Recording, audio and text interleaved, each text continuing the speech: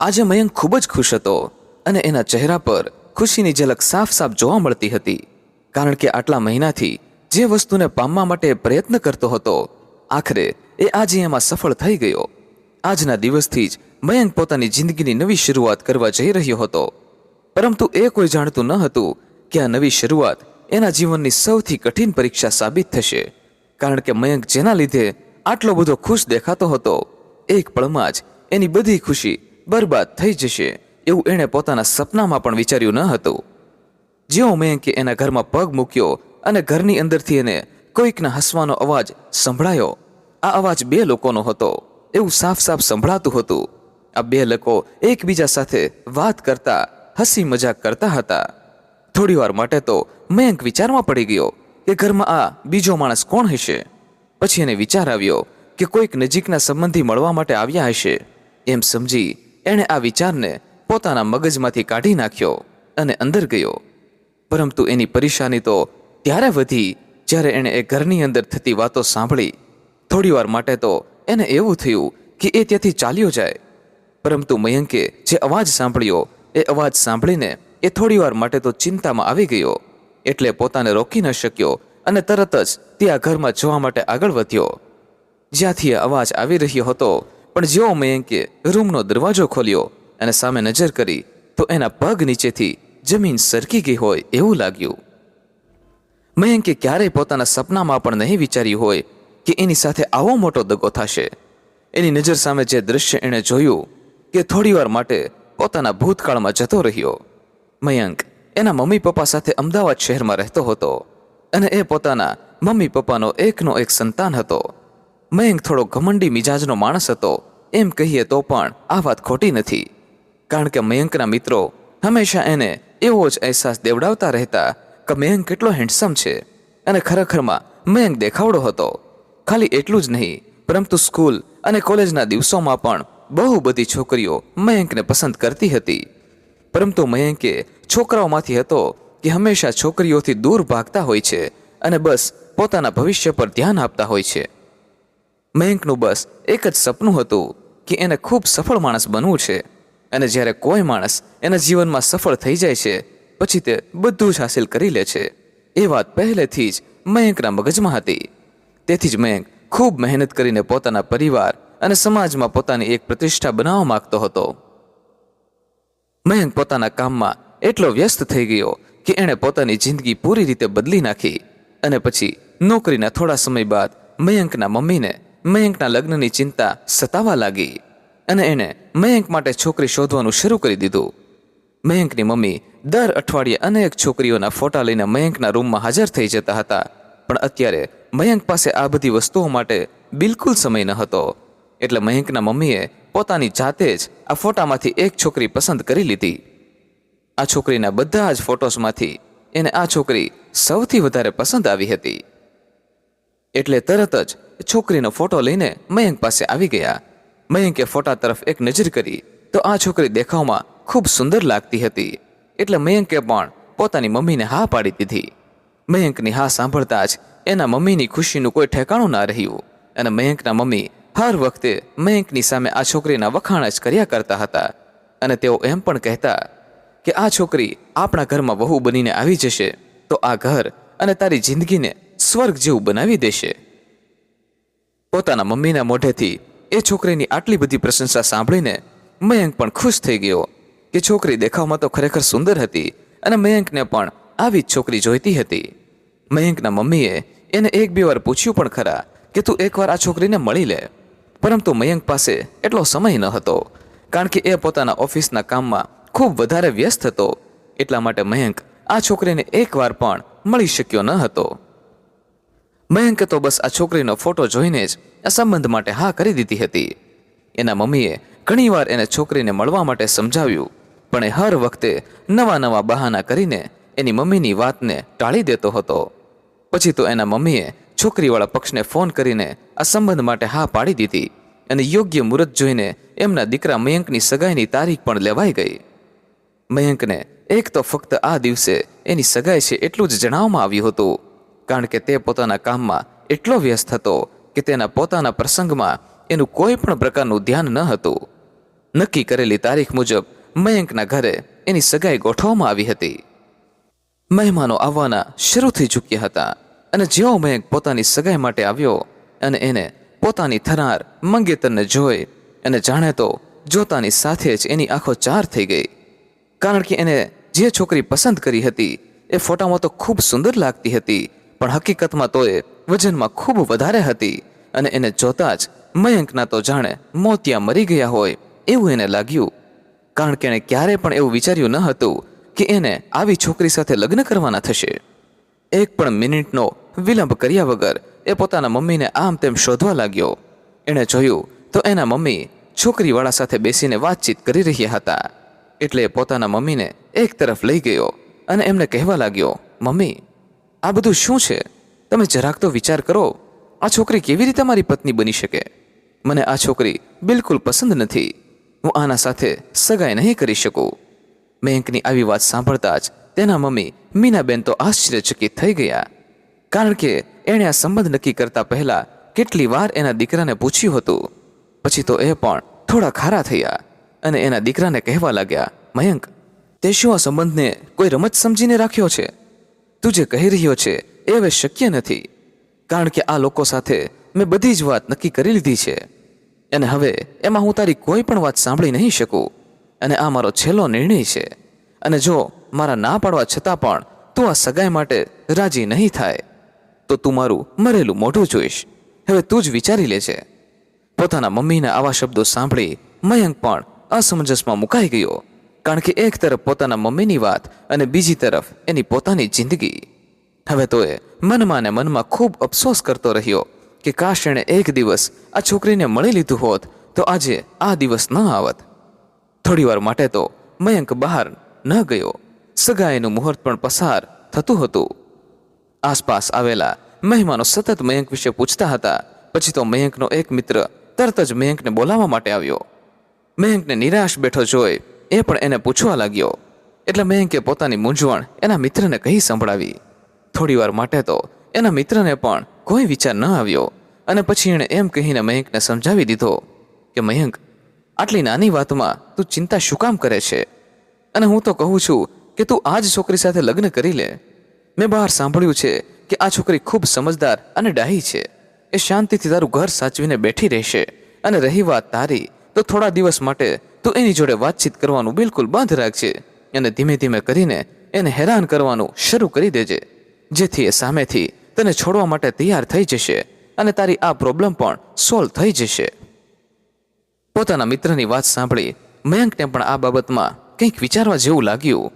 એટલે એ પણ તરત જ એના મિત્ર સાથે બહાર મહેમાનોની વચ્ચે પહોંચી ગયો. મયંક અને એની મંગેતર મયુરી બંનેની સગાઈ પણ થઈ ગઈ. મયુરીએ તો મયંકને એક જ નજરમાં પસંદ કરી લીધો હતો અને એ તો મધ્યમ વર્ગીય પરિવારની ખૂબ જ આજ્ઞાકારી દીકરી હતી. ભલે એણે ભણતર વધારે નહોતું લીધું, પરંતુ હર એક વસ્તુમાં એ નિપુણ હતી. મયંકને એની આવડત અને એના સંસ્કારથી કોઈ પણ પ્રકારના લેવા દેવા ન હતા. એ તો ફક્ત આ મુશ્કેલીમાંથી બહાર નીકળવા માટે અત્યારે આવા ખોટા ઢોંગ કરી રહ્યો હતો. સગાઈ પૂરી થયા બાદ બધા મહેમાનો પોતાના ઘરે જવા માટે રવાના થયા અને મીનાબેને મયંક અને મયુરીને થોડીવાર એકબીજા સાથે વાતચીત કરવા માટે કહ્યું. પરંતુ એ જ સમયે મયંકે પોતાની ઓફિસથી એક ફોન આવે છે એટલું કહીને ત્યાંથી નીકળી ગયો. એટલે પરિસ્થિતિને સંભાળતા મીનાબેન એના દીકરા વિશે મયુરીને કહેવા લાગ્યા, જો બેટા, તું આવી રીતે રહેવાની તો આદત પાડી જ લે છે. કારણ કે મારો દીકરો એના કામ સાથે ક્યારેય કોમ્પ્રોમાઇઝ નથી કરતો. એટલે મયુરી પણ ચહેરા પર સ્મિત લાવી નજર નીચી કરીને ત્યાં ને ત્યાં જ ઊભી રહી. એ બિચારીને તો એ પણ ખબર ન હતી કે મયંક તેની સાથે ક્યારેય કોઈ પણ પ્રકારની વાતચીત નહીં કરે. દિવસો આવી જ રીતે પસાર થતા રહ્યા અને જો મીનાબેન મયંકને મયુરી વિશે કંઈક વાતચીત કરે તો મયંક તેની વાતને નકારીને બસ પોતાના જ કામમાં લાગેલો રહેતો અને એમને ખોટું બોલીને એવું સમજાવી દે કે એને મયુરી સાથે દરરોજ વાત થતી રહે છે. અને જો ક્યારેક મયુરીનો મીનાબેન પર ફોન આવે તો મીનાબેન મયુરીને પણ મયંકના બાબતમાં પ્રશ્ન પૂછે. પરંતુ મયુરી મીનાબેનની ભાવનાને તોડવા માંગતી ન હોય એટલે એ પણ દરરોજ વાત થાય છે એવું ખોટી બોલીને પોતાના મનની સાથે પણ ખોટું કરતી હતી. આ બંનેની સગાઈ કરી એને 3 મહિનાનો સમય વીતી ચૂક્યો હતો અને અચાનક મીનાબેનની તબિયત વધારે ને વધારે ખરાબ રહેવા લાગી હતી. હવે ઘરમાં પોતે એકલા હોવાના લીધે બધી જવાબદારી લઈ શકે એવી હાલતમાં ન હતા. એટલે એણે મયંકને વાત કરી કે જેમ બને તેમ વહેલી તકે મયંકના લગ્ન મયુરી સાથે કરાવી દે. એટલે આ બાબતમાં મયંકને પણ કોઈ તકલીફ ન હતી, કારણ કે એ તો વહેલી તકે આ બધી વસ્તુમાંથી બહાર નીકળવા માંગતો હતો. એટલે એ પણ પોતાના મમ્મીની વાત માનવા માટે તૈયાર થઈ ગયો. બંને પરિવારોએ મળીને લગ્નની તારીખ નક્કી કરી અને આ બંનેના લગ્ન પણ થઈ ગયા. મયંક હજુ સુધી બસ એ જ ધારીને બેઠો હતો કે સગાઈ પછી તો એ બીજા ઘરમાં રહે છે, પરંતુ હવે તો આ બંનેના લગ્ન થયા હતા એટલે છોકરી પોતાની સાથે એક જ ઘરમાં રહેવાની હતી. આ વિચારથી મયંકને મનમાં અને મનમાં ખૂબ ગુસ્સો આવતો હતો. જે દિવસે આ બંનેના લગ્ન થયા એ જ રાત્રે મયંકે મયુરીને કહી દીધું, જો કાન ખોલીને સાંભળી લેજે, હું તને પત્ની તરીકે ક્યારેય સ્વીકાર નહીં શકું. મારા મમ્મીના લીધે મારે તારી સાથે જબરજસ્તી લગ્ન કરવા પડ્યા છે, એટલે મારા પ્રત્યે તારા દિલમાં કોઈ પણ લાગણી રાખતી નહીં અને મારાથી હંમેશા દૂર રહેજે, એ તારા માટે સારું રહેશે. લગ્નની પહેલી જ રાત્રે જ્યારે પતિ પત્ની એકબીજા સાથે પ્રેમની વાતો કરતા હોય ત્યારે બિચારી મયુરી સાથે એનો પતિ મયંક આવો વ્યવહાર કરી રહ્યો હતો જેની એને સપનામાં પણ કલ્પના કરી ન હતી. પરંતુ આ ઘરમાં એને પોતાના સાસુ પાસેથી એના મમ્મી જેવો જ પ્રેમ મળતો હતો, એટલે નાની મોટી હર એક વસ્તુમાં પોતાના સાસુની સલાહ લેતી રહેતી. મયુરીના આવ્યા પછી મીનાબેનના ખભા પરથી ઘરની તમામ જવાબદારીનો બોજ જાણે તો એક જ ઝાટકામાં ઉતરી ગયો હોય એવું એમને લાગતું હતું. અને મનમાં ને મનમાં તેઓ ખુશ થતા હતા કે તેમણે આ છોકરીને પસંદ કરીને ખૂબ જ સારું કર્યું છે, કારણ કે મયુરી ખૂબ જ સાદગીવાળી અને હર એક વસ્તુમાં હોશિયાર, જેથી એના સાસુ મીનાબેન પણ સમાજમાં પોતાને વધારે ભાગ્યશાળી સમજીને રહેતા હતા. પરંતુ તેઓ પોતાના દીકરાની આ હકીકતથી સાવ અજાણ હતા. ક્યારેક તો એવું પણ બની જતું કે મયુરી કદાચ મયંકને કંઈ પૂછવાની કોશિશ કરે તો મયંક એના પર ચીડાઈને એને ન કહેવાના શબ્દો કહી દેતો, જે સાંભળી મયુરીને ખૂબ લાગી આવતું અને એની આંખો આંસુઓથી ભરાઈ જતી. એના ચહેરા પર આ નિરાશા મીનાબેનને સ્પષ્ટ રીતે દેખાતી હતી, એટલે ઘણીવાર એ મયુરીને પૂછ્યા કરતા, પણ મયુરી એમને કોઈ પણ બાબતની જાણ કરતી ન હતી. એનો પતિ મયંક હંમેશા એના મોટા શરીરને લઈને એને મેણા ટોણા જ માર્યા કરતો હતો. જો કે એમાં મયુરીનો કોઈ વાંક ન હતો, કારણ કે નાનપણમાં એને ગંભીર બીમારી થઈ ગઈ હતી. એને વધારે દવાઓ લેવાના લીધે એનું શરીર હંમેશા વધતું જ રહેતું હતું, જે વાત મયંકને ખબર ન હતી. આમ ને આમ મયંક હર રોજ મયુરીને બેઇજ્જત કરતો રહેતો અને મયુરી તો બસ પોતાનો પૂરો સમય એના સાસુ સસરાની સેવા કરવામાં અને ઘરને સંભાળવામાં જ કાઢતી હતી. આમ ને આમ એના લગ્નને પૂરા 6 મહિનાનો સમય થઈ ગયો હતો, પણ હજુ સુધી મયંકે એને પત્ની તરીકે સ્વીકારી ન હતી. મયુરી પોતાના પતિને રીઝવવા માટે ઘણી મથામણ કર્યા કરતી, પણ એની હર એક કોશિશ નિષ્ફળ જતી, કારણ કે મયંકને એનામાં કોઈ પણ પ્રકારની રુચિ ન હતી. એમાં જ એક દિવસ મયંકના મમ્મીએ રાતના ભોજન સમયે બધાની સામે મયંકને કહ્યું કે મયંક, મેં તારી અને મયુરી માટે એક સરપ્રાઇઝ પ્લાન કર્યું છે. આલ્યો તમારા હનીમૂનની ટિકિટ. જ્યાંના તે લગ્ન કર્યા છે ત્યાંનો તે તારી પત્નીને સમય જ નથી આપ્યો. હવે મારી ઈચ્છા છે કે તમે બંને થોડા દિવસ માટે બહાર ફરી આવો, જેથી તમે એકબીજા સાથે થોડો સમય પસાર કરી શકો.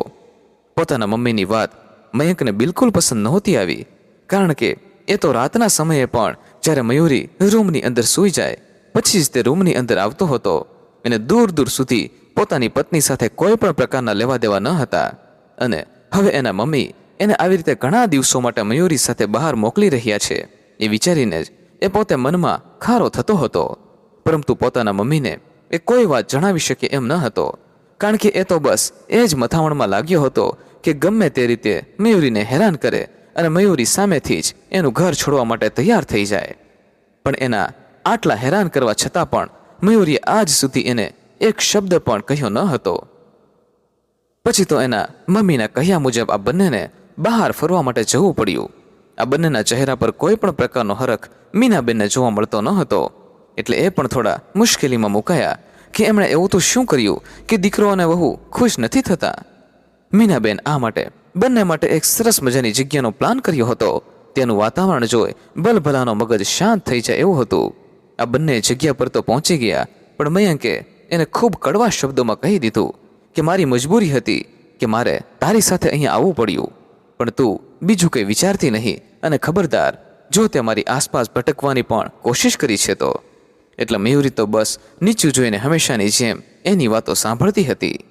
રાતના સમયે જ્યારે બંને જમવા માટે નીચે રેસ્ટોરન્ટમાં ગયા, ગામડામાં રહેલી મયુરીને આવી મોટી હોટલોનો કોઈ અનુભવ ન હતો, એટલો એ તો બિચારી મનમાં ને મનમાં ગભરાતી હતી.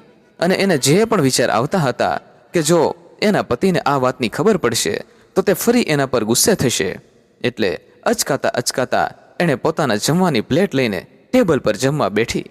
ત્યાંનું વિદેશી ખાવાનું એને આજ સુધી જોયું પણ ન હતું, એટલે થોડી વાર તો એ ફક્ત ડીશ સામે નજર કરીને જ બેઠી રહી, અને મયંક તો પોતાની રીતે જમી રહ્યો હતો. થોડી વાર રહીને મયુરીએ શાંતિથી પોતાનું જમવાનું શરૂ કર્યું, પરંતુ એને એ ભોજન કેવી રીતે ખાવું એ સમજાતું ન હતું. ત્યાં જ મયંકની નજર એના પર પડી, અને એને જોયું કે મયુરીને સરખી રીતે જમતા પણ નથી આવડતું. એટલે એણે એવી તીખી નજરે મયુરી સામે જોયું કે મયુરીના હાથમાંથી વસ્તુ નીચે પડી ગઈ અને એના કપડાં ખરાબ થઈ ગયા. આ જોતા મયંક એકાએક ગુસ્સે થઈ ગયો અને ઊભો થઈને પોતાના રૂમમાં જતો રહ્યો. હજુ તો મયુરીએ ફક્ત એક બટકું જ ખાવાની કોશિશ કરતી હતી, ત્યાં આવું બની ગયું. એટલે એ પણ જમવાનું પડતું મૂકીને તરત જ મયંકની પાછળ રૂમ સુધી પહોંચી ગઈ. જો એણે રૂમની અંદર પગ મૂક્યો કે મયંક એના પર તૂટી પડ્યો અને કહેવા લાગ્યો, અરે થોડી તો શરમ કર, આવી અભણ જોડે મારા મમ્મીએ મને કેમ ભટકાવી દીધો એ જ સમજાતું નથી. તારા લીધે મને ક્યાંય બહાર જવું નથી ગમતું. એ ગુસ્સામાં ન બોલવાના વેણ બોલી રહ્યો હતો, અને મયુરી તો બસ નીચું જોઈને રડી રહી હતી. પછી તો મયંક રૂમની બહાર નીકળી ગયો અને કલાકો સુધી પણ રૂમમાં આવ્યો ન હતો, અને મયુરી બસ ત્યાં ને ત્યાં જ બેઠી રડતી રહી, કારણ કે એને આજ સુધી આવો કોઈ અનુભવ નહોતો કર્યો. એટલે એનાથી આવી નાનકડી એવી ભૂલ થઈ ગઈ હતી. પણ એનો પતિ એ વાતને સમજવાના બદલે એના પર ગુસ્સે જ થયા કરતો હતો. એનું એને ખૂબ જ દુઃખ લાગતું હતું. મોડી રાત થઈ ચૂકી હતી, પણ મયંક હજુ સુધી રૂમમાં આવ્યો ન હતો. એટલે મયુરી બસ દરવાજા તરફ પોતાની નજર કરીને એની રાહ જોઈને બેઠી હતી. ઘણીવાર પછી મયંક પોતાના રૂમની અંદર આવ્યો. મયુરીએ જોયું તો એ નશામાં હતો. એ બસ રૂમની અંદર આવીને પોતાના પલંગ પર જઈને સૂઈ ગયો. એ એટલો નશામાં હતો કે એને કોઈ પણ પ્રકારનું ભાન ન હતું. પોતાના પતિની આવી હાલત જોઈને મયુરીએ તરત જ ઊભા થઈને એને વ્યવસ્થિત રીતે સુડાવી દીધો, અને પછી પોતે પણ બાજુના સોફા પર જઈને સૂઈ ગઈ. સવારે જ્યારે બંને જાગ્યા તો એમને કહેવામાં આવ્યું કે આજે બહાર ફરવા માટે જવાનું છે. આમ તો એ બંને એકબીજા સાથે જ આવ્યા હતા, પણ એમને જોતા કોઈ પણ કહી ન શકે કે આ બંને પતિ પત્ની છે. એવી રીતે રહેતા હતા. અજાણી જગ્યા પર મયુરી ક્યારેય પણ આવી ન હતી. એ તો પહેલી વાર ઘરની બહાર આવી રીતે નીકળી હતી. લોકોની સાથે એ પણ કહ્યા મુજબ આમ તેમ ફરતી હતી, અને મયંક તો એને મૂકીને બસ આગળ દોડે જતો હતો. એટલી જ વારમાં મયુરીની નજર રસ્તા પર પડી તો એક 2 વર્ષનું નાનકડું બાળક રસ્તા પર આમ તેમ ફરી રહ્યું હતું, અને મયુરી તરત જ એને ગાડીઓના અવરજવરમાંથી બચાવવા દોડી. પછી એણે એ બાળકને પોતાના મમ્મી પપ્પાને સોંપી દીધું અને ફરી મયંક તરફ આવવા ગઈ, અને જોયું તો એને ક્યાંય પણ મયંક જોવા મળતો ન હતો. એટલે ખૂબ ગભરાઈ ગઈ અને આમ તેમ એની નજરો ફેરવવા લાગી, તો પણ મયંક એને ક્યાંય દેખાતો ન હતો. પછી તો આમ તેમ દોડાદોડી કરવા લાગી. મયંક થોડે આગળ નીકળી ગયો હશે એટલે ઝડપથી એ મયંક સુધી પહોંચી જાય, પણ એ બિચારીને ખબર ન હતી કે મયંકને તો એ પણ યાદ નથી કે એની પત્ની એની સાથે છે. એ તો બસ પોતાની ધૂનમાં મગ્ન થઈને ફરી રહ્યો હતો, અને મયુરી આ અજાણ્યા શહેરમાં એકલી ખોવાઈ ગઈ હતી.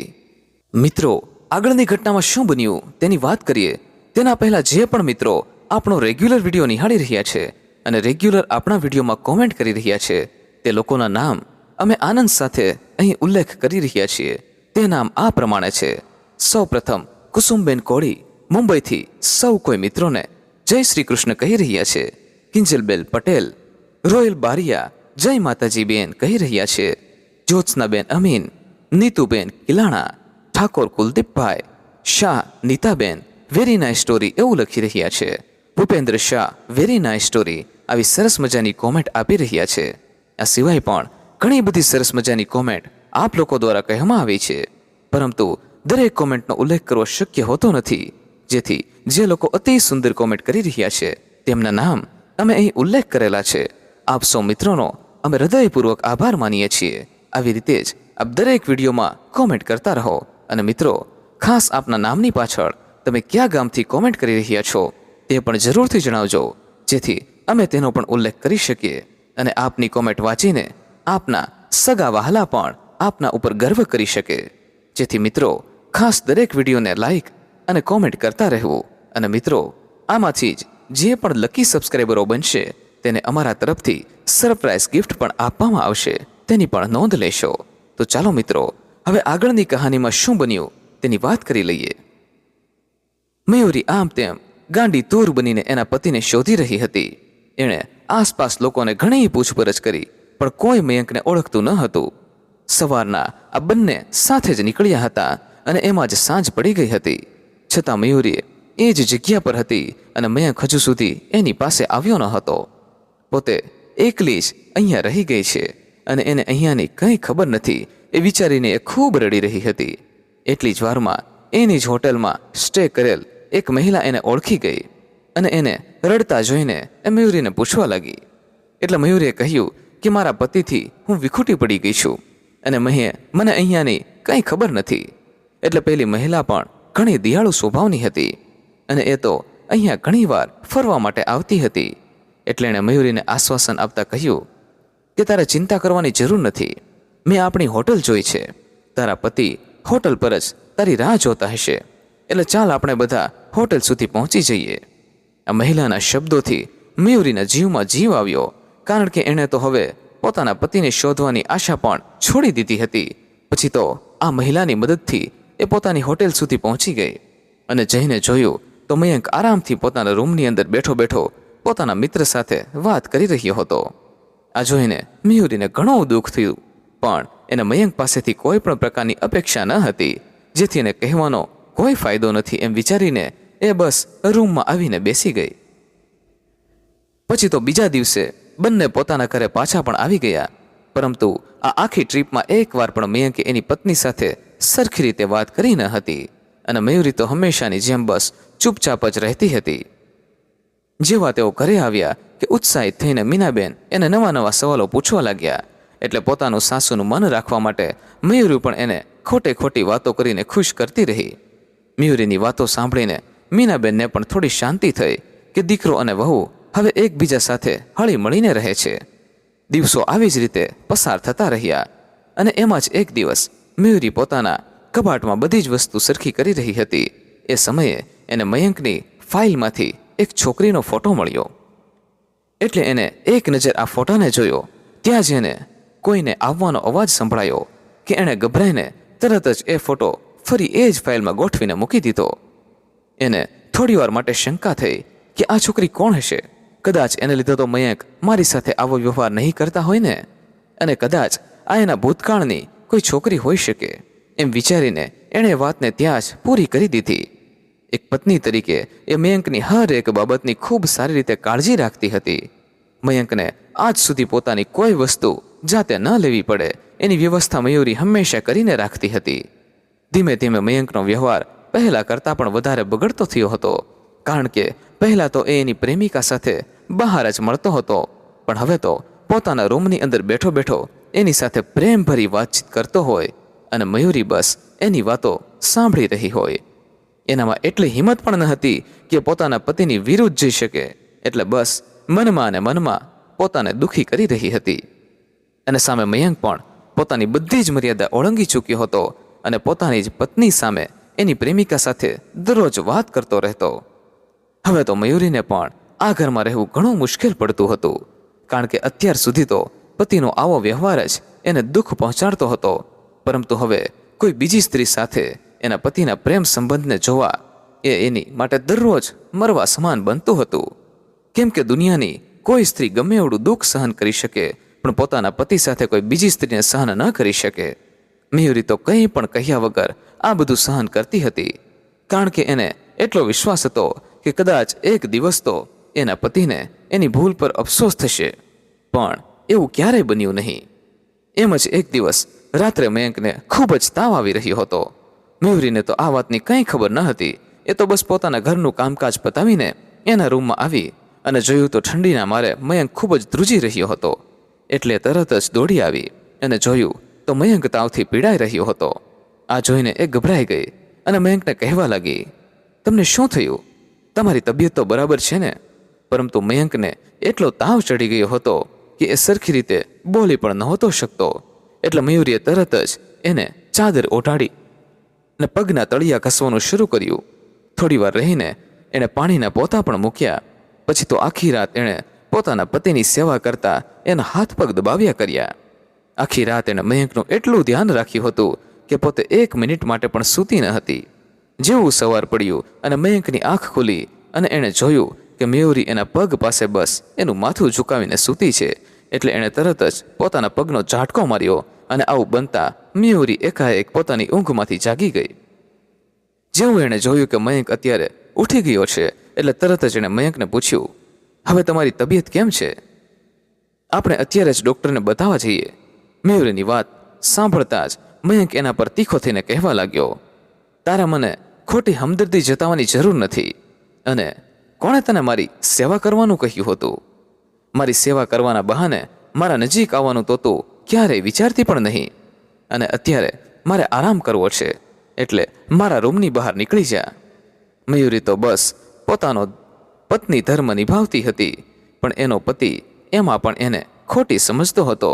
એટલે એક પણ શબ્દ બોલ્યા વગર રૂમની બહાર નીકળી ગઈ. એની જિંદગી આવી જ રીતે પસાર થતી ગઈ. અને પછી તો એણે પોતાના સાસુ સસરા ખાતર આ જ જિંદગીને અપનાવી લીધી હતી. એમાં એક દિવસ એ પોતાના રૂમમાં કામકાજ કરતી હતી કે એ સમયે મયંક એની પાસે આવ્યો અને એના આગળ અમુક કાગળને ફેંક્યા. એટલે મયુરીએ તરત જ નજર ઊંચી કરીને મયંકની સામે જોયું તો મયંક અહંકાર સાથે એને કહેવા લાગ્યો, આ લે ડિવોર્સ પેપર. મને હવે એક પણ દિવસ તારી સાથે રહેવું નથી, એટલે કોઈ પણને કહ્યા વગર ચૂપચાપ આના પર સહી કરી દેજે. અને હા, મમ્મીને એમ જ કહેવાનું છે કે તારા મારી સાથે નથી રહેવું. મયંકના બધા જ ઈરાદાથી અજાણ મયુરી એકાએક સમજી ના શકી કે એનો પતિ શા માટે આવું કરી રહ્યો છે. અને એ પોતાના મમ્મી પપ્પાને ઘરે પણ પાછી જવા નહોતી માગતી. એટલે તરત જ હળવા અવાજે મયંકને કહેવા લાગી, મયંક, મેં એવી તો શું ભૂલ કરી દીધી કે તમે મારી સાથે આવું કરો છો? મારા મમ્મી પપ્પાનું નામ સમાજમાં ખૂબ ખરાબ થશે, અને મેં આજ સુધી તમને પણ કોઈ તકલીફ નથી આપી, તો તમે શા માટે આવો નિર્ણય લઈ રહ્યા છો? એટલે મયંક પોતાના મગજ પર કાબુ ન રાખી શક્યો. એ જાણતો હતો કે મયુરીને લાગણીથી જ હરાવવી પડશે, એટલે એને મયુરીને બધું જ સાચે સાચું કહી દીધું કે તારી જેવી છોકરી ક્યારેય મારી પત્ની ના બની શકે, પરંતુ મારા મમ્મીના લીધે મારે આ સંબંધ કરવો પડ્યો હતો. અને હવે હું કોઈક બીજી છોકરીને પ્રેમ કરું છું અને એની સાથે લગ્ન કરવા માગું છું. જો તું મને ખરેખર ખુશ જોવા માગતી હોય તો મારા નિર્ણયને માની લે અને મમ્મી પપ્પાને એવું કહી દે કે તારે મારી સાથે નથી રહેવું. બાકી મને ખબર છે કે મારે હવે શું કરવું. મયંકના આવા શબ્દો સાંભળી મયુરી હવે સમજી ગઈ હતી કે દરરોજ આવી રીતે ઘૂંટી ઘૂંટીને જીવવા કરતાં આમાંથી બહાર નીકળી જવું સારું રહેશે. અને એમાં પણ હવે મયંકની ખુશી માટે એ આ સંબંધને પૂરો કરવા માટે તૈયાર થઈ ગઈ હતી. એટલે તરત જ એણે આ પેપર્સ પર સાઇન કરવા માટે હા પાડી દીધી.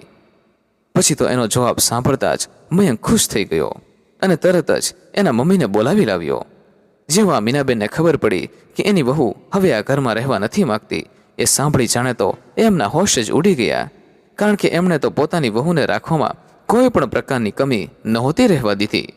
એટલે મીનાબેન પણ આ વખતે પહેલી વાર મયુરી પર ગુસ્સે થઈ ગયા અને એને કહેવા લાગ્યા કે શા માટે આવું કરી રહી છે. પણ મયંકની ખુશી ખાતર મયુરી એના સાસરીવાળા સામે ખરાબ બનવા માટે તૈયાર થઈ ગઈ હતી. કારણ કે જાણતી હતી કે એ ક્યારેય પણ મયંકને પતિ તરીકે નહીં પામી શકે, એટલે થાકી હારીને એને આ નિર્ણય માની લીધો હતો. મીનાબેન તો મયંક અને મયુરી પણ ઘણા ગુસ્સે થયા અને પોતાના રૂમમાં ચાલ્યા ગયા. એટલે મયંક એ પણ મયુરીને કહ્યું કે મમ્મી, થોડા દિવસોમાં સમજી જશે, આપણે કાલે સવારે જઈને બધી પ્રોસેસ પૂરી કરી દઈશું. એટલે મયુરી બસ હા એટલો જ જવાબ આપીને ત્યાંથી નીકળી ગઈ. રૂમની અંદર જઈને એ ચોધાર આંસુએ રડવા લાગી.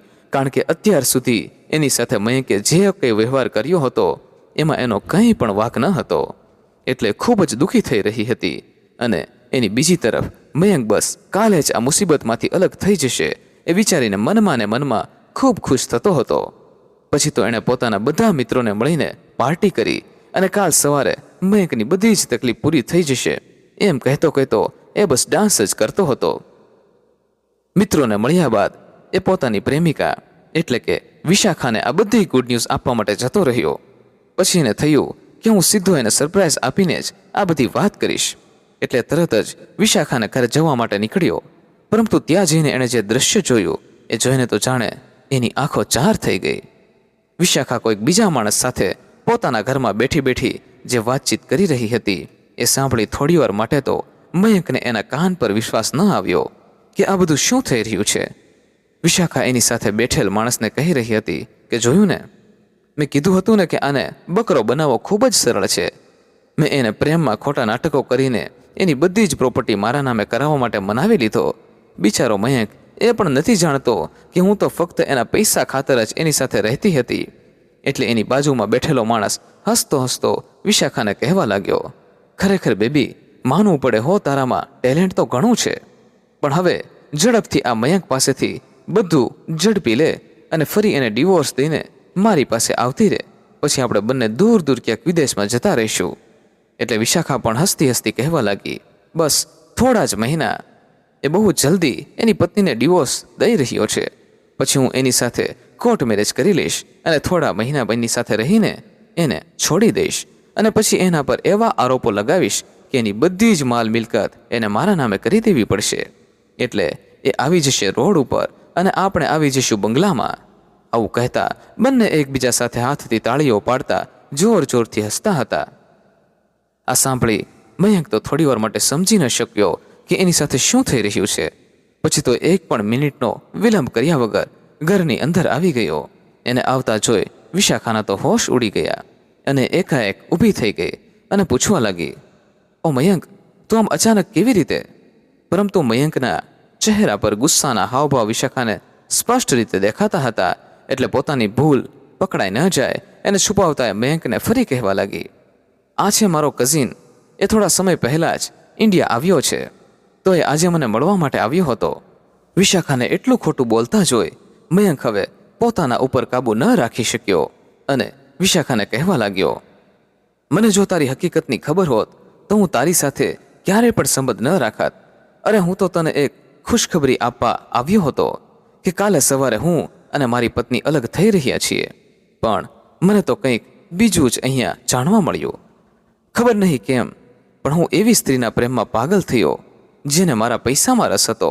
અને હું તો બસ એ વિચારતો હતો કે આટલી સારી છોકરી મારી પત્ની બની જાય તો હું સારી જિંદગી જીવી શકું. પણ આ તો મારી મોટામાં મોટી ભૂલ હતી. માણસનો દેખાવ ક્યારે એનો વ્યવહાર સાબિત નથી કરી શકતો. બસ આટલું કહી એ ઘરની બહાર નીકળી ગયો અને વિશાખા એની પાછળ દોડીને ગઈ. પણ મયંક એની ગાડીમાં બેસીને ત્યાંથી નીકળી ગયો. મયંકને ખૂબ અફસોસ થઈ રહ્યો હતો કે જેના લીધે આ બધું કરવા જઈ રહ્યો હતો એ વ્યક્તિ એની સાથે આવડો મોટો દગો કરી રહી હતી. હવે તો એને આગળ શું કરવું જોઈએ એ સમજાતું ન હતું. એટલે ઘણી કલાકો સુધી તો ઘરે ના ગયો અને જ્યારે રાતના સમયે એ પોતાના ઘરે ગયો અને જોયું તો ઘરનું વાતાવરણ એકદમ શાંત હતું. પોતાના રૂમની અંદર જોયું તો દરરોજની જેમ સોફા પર એની પત્ની મયુરી સૂતી હતી. એટલે એ પણ ફ્રેશ થઈને સૂવા માટે ગયો અને એની નજર એના બેડની બાજુના ટેબલ પર પડી તો ત્યાં એક કાગળ પડ્યો હતો જેમાં મયંકની બધી જ જરૂરી ચીજ વસ્તુઓની યાદી એની પત્નીએ બનાવીને રાખી હતી. કારણ કે આજ સુધી તો મયુરી જ મયંકની બધી જ બાબતોનું ધ્યાન રાખતી હતી. પણ કાલ સવારથી એ હવે આ ઘરમાં નથી રહેવાની, જેથી એના પતિને તકલીફ ન પડે એના માટે એણે પહેલાથી જ એ બધી વ્યવસ્થા કરી નાખી હતી. આ બધું જોઈને મયંક થોડીવાર માટે તો વિચારમાં પડી ગયો કે એ જે કંઈ પણ કરી રહ્યો છે એમાં એ સાચો છે કે નથી. પછી એણે એક નજર એની પત્ની સામે કરી તો મયુરી નિર્દોષ થઈને બસ પોતાની ગાઢ ઊંઘમાં સૂતી હતી. એ આખી રાત મયંકને થોડીવાર માટે પણ ઊંઘ ન આવી અને એના મનમાં સતત સવાલોનું તોફાન ચાલતું હતું. થોડીવાર માટે એનું મન પોતાની પત્નીને ડિવોર્સ આપવાની ના પાડતું હતું અને બીજી તરફ સમાજની ચિંતા કરીને એની પત્ની એના જેવી સુંદર નથી એ વાત મગજમાં ક્યાંક ને ક્યાંક ફરતી હતી. આ વિચાર કરતાં જ એની સવાર પડી ગઈ અને નક્કી કર્યા મુજબના સમય પર મયુરી તો તૈયાર થઈને મયંકની રાહ જોવા લાગી. પણ એના ચહેરા પર આજે ખૂબ જ ઉદાસી છવાયેલી હતી. પછી તો જેવો મયંક એની પાસે આવ્યો એટલે તરત જ ત્યાંથી ઊભી થઈ ગઈ અને બહાર જવા માટે નીકળી ગઈ. પણ મયંકે એને કહ્યું કે મયુરી, મારે તારી સાથે એક છેલ્લી વાત કરવી છે, એટલે મને થોડો સમય આપ.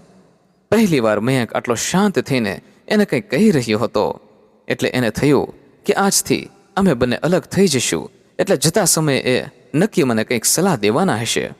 પછી મયંકે એના હાથમાં કવરમાં પેક કરેલી કંઈક વસ્તુ આપી. એટલે મયુરીએ થયું કે નક્કી આમાં પહેલાં ડિવોર્સ પેપર જ હશે, જેમાં મયંકે પોતાની સહી કરી દીધી હશે. એટલે ધીમે ધીમે એણે કવરમાં રહેલી વસ્તુ બહાર કાઢી અને એને જોઈને થોડી વાર માટે તો મયુરીને કંઈ સમજાયું નહીં કે મયંક શા માટે એને આપી રહ્યો છે. મયંકે એ કવરમાં મયુરીને મંગળસૂત્ર આપ્યું હતું, જે જોઈને મયુરી પણ થોડી વાર માટે વિચારમાં પડી ગઈ. એટલા એના મનમાં થતા પ્રશ્નોના જવાબ આપતા મયંક એને કહેવા લાગ્યો, હા, હું આ તારા માટે લઈને આવ્યો છું. હવે મને મારી ભૂલ સમજાઈ ગઈ છે. હું તો બહારની સુંદરતામાં એટલો આંધળો થઈ ગયો હતો કે તારા સ્વભાવ અને સંસ્કારને ઓળખી ન શક્યો. ખરેખર મારા મમ્મી જે કંઈ પણ તારા વિશે કહેતા હતા એ બધું સાચું હતું, અને હવે હું આજથી તને મારી પત્ની તરીકે સ્વીકારું છું. હવે છેલ્લો નિર્ણય તારો, જે કંઈ પણ રહેશે એ મને સ્વીકાર રહેશે. આટલું કહી મયંક આતુરતાથી મયુરીના જવાબની રાહ જોતો એની બાજુમાં જ ઊભો રહ્યો. અચાનક આવો સુધારો જોઈને એ પણ સમજી ન શકી કે આ હકીકત છે કે કોઈ સપનું જોઈ રહી છે. અને અંતે આ બંનેને એકબીજાએ સ્વીકારી લીધા. મયુરીને પણ પોતાના પતિનો પ્રેમ મળી ગયો, અને મયંકે પણ એ વાસ્તવિકતાને સ્વીકારી લીધી કે માણસનો દેખાવ મહત્વનો નથી હોતો, એનો સ્વભાવ બધા કરતાં વિશેષ હોય છે. આજના જમાનામાં એને મયુરી જેવી સંસ્કારી અને પ્રામાણિક પત્ની ક્યારેય પણ ન મળી શકે, કારણ કે આજકાલ લોકો બસ પૈસાની પાછળ સંબંધોને દાવ ઉપર લગાવી દેતા હોય છે. એ જ સમયમાં મયુરી જેવી સાદગીવાળી છોકરી મળવી એ ખૂબ નસીબની વાત છે. મિત્રો, આ ઘટના પરથી આપણને એ તો જરૂરથી શીખવા મળ્યું કે આ દુનિયામાં સુંદરતાની પાછળ ભાગવાવાળા લોકો હંમેશા હેરાન જ થાય છે. જેથી દેખાવ કરતા સ્વભાવને હંમેશા મહત્વ આપજો.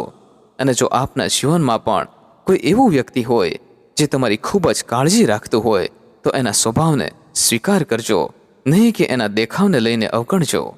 કારણ કે સારા સ્વભાવવાળા લોકો હંમેશા કિસ્મતવાળાને જ મળે છે, અને ક્યારેય કોઈ વ્યક્તિને એના દેખાવના લીધે જજ ન કરશો. અંતે મયંકને પોતાની ભૂલ સમજાઈ ગઈ, અને સમયસર એણે પોતાનો સંબંધ બચાવી લીધો. પણ હર કોઈ આવો નિર્ણય લેવા માટે સક્ષમ નથી હોતા, જેથી હંમેશા વાસ્તવિકતાના આધારે જ તમારા જીવનના નિર્ણય કરજો. વહાલા મિત્રો, આ એપિસોડ આપને પસંદ આવ્યો હોય તો ખાસ આપણી આ ચેનલને સબસ્ક્રાઇબ કરવાનું ભૂલશો નહીં, જેથી આવી જ સત્ય ઘટના અને સત્ય ઘટના પર આધારિત કહાની આપને સમયસર સાંભળવા મળતી રહે. તેમજ મિત્રો, આ કહાની વિશે આપનું શું કહેવું છે તે પણ આપ અમને કમેન્ટ બોક્સમાં જરૂરથી જણાવજો. તો ફરી મળીશું મિત્રો કોઈ નવા એપિસોડ સાથે. ખૂબ ખૂબ ધન્યવાદ. જય મા ગાત્રાળ, જય શ્રી કૃષ્ણ.